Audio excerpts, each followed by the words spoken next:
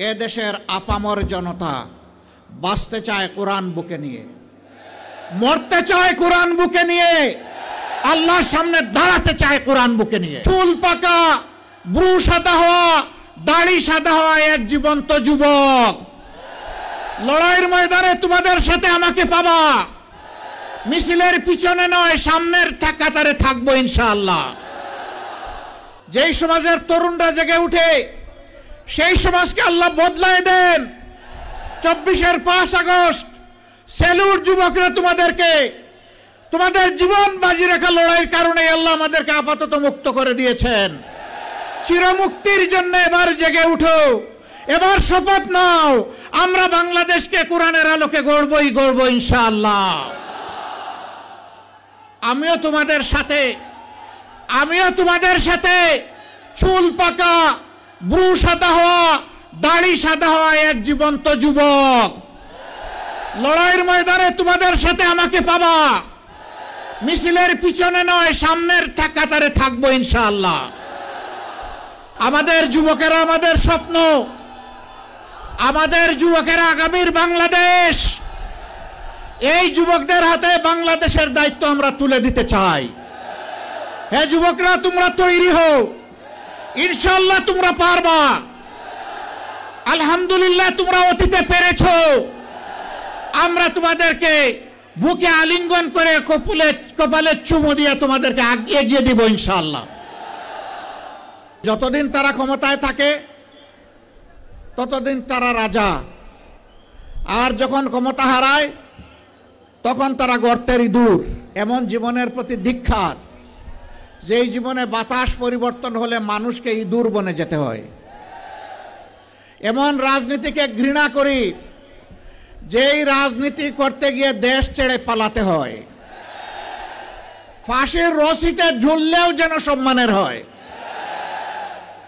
ফাঁসির পাতাটনের উপর দাঁড়ালেও যেন সম্মানের হয়। আবু সাইদের মতো বুক পেতে গুলি নিলে সেটাও যেন আনন্দের হয়। এমন জীবনী রাজনীতিবিদের জীবন হওয়া উচিত। অতীতে সোনার বাংলা কায়েম করতে গিয়ে শ্মশান বাংলা কায়েম করা হয়েছে। কোরআনই একমাত্র সোনার বাংলার গ্যারান্টি দিতে পারে, আর কিছুই দিতে পারবে না। ইতিমধ্যেই বাংলার জমিনে তার পরীক্ষা নিরীক্ষা শেষ।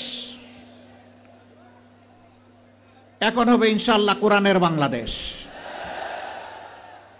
যারা কোরআনকে খণ্ডিত করতে চান অথবা সহ্য করতে চান না, তাদেরকে আমরা বিনয়ের সাথে বলতে চাই, এ দেশের আপামর জনতা বাঁচতে চায় কোরআন বুকে নিয়ে, মরতে চায় কোরআন বুকে নিয়ে, আল্লাহর সামনে দাঁড়াতে চায় কোরআন বুকে নিয়ে।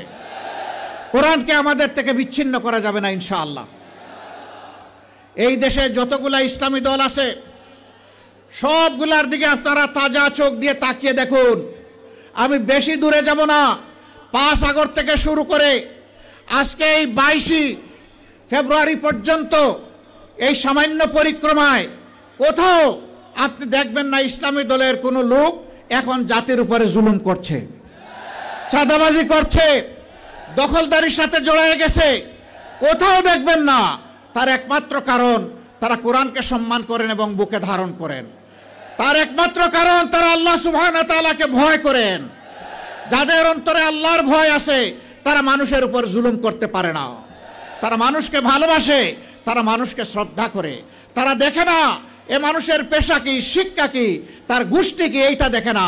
দেখে সে আল্লাহর সৃষ্টি আশরাফুল মাখলুকাত। 2009 সালের 10 জানুয়ারি আওয়ামী লীগ ক্ষমতায় আসার পর 2024 সালের 5 আগস্ট পর্যন্ত যেই দলের সবচেয়ে বেশি সংখ্যক শীর্ষ নেতাকে খুন করেছে তার নাম হচ্ছে বাংলাদেশ জামাত ইসলামী।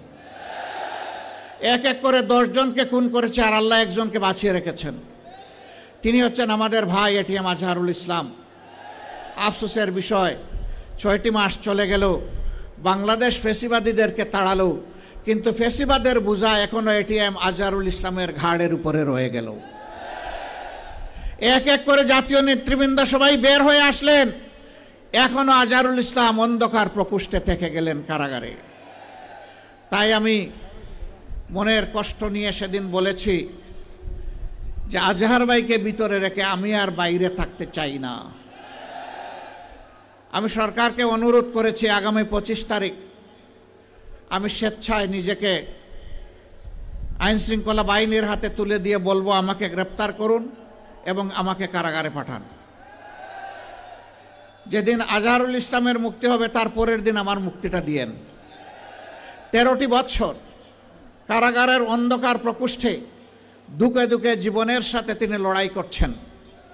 এই সময়টা প্রিয়তমা সহধর্মিণীকে তিনি হারিয়েছেন। এই সময়টা তার পরিবার ছিন্ন ভিন্ন হয়ে গিয়েছে। সেই মানুষটার উপরে আর জুলুম করবেন না। দয়া করে তাকে এখনই মুক্তি দেওয়ার ব্যবস্থা করুন। যদি মুক্তি না দেন, বাংলাদেশ জামাতে ইসলামীকে সরাসরিভাবে আককরি করতে এই দেশের 3 কোটি প্রাপ্তবয়স্ক মানুষ সমর্থন করে এই 3 কোটি মানুষকে জেলে নেওয়ার জন্য প্রস্তুত হয়ে যান।